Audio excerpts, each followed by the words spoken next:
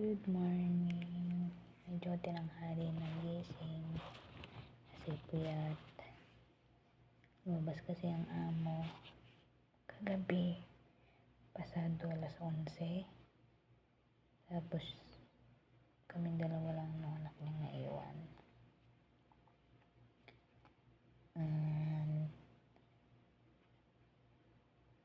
Medyo hindi din ako nakatulog kasi nagising yung anak niya ng mga bandang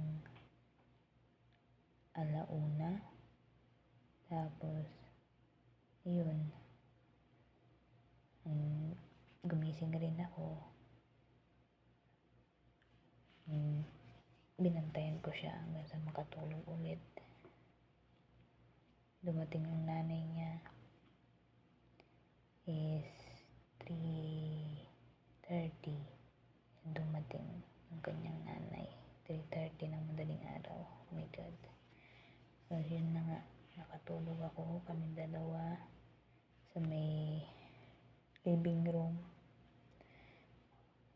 ng mga anak niya hanggang sa dumating yung nanay 3:30 ng madaling araw. Medyo puyat. Hirap ko pang makuha yung tulog ko nung pagbalik ko sa higaan. Ito nga, pero okay lang.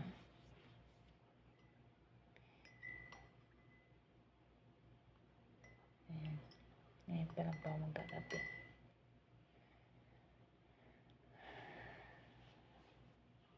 Siguro pag natapos mo ako magkape, medyo iidlip ko lang konti.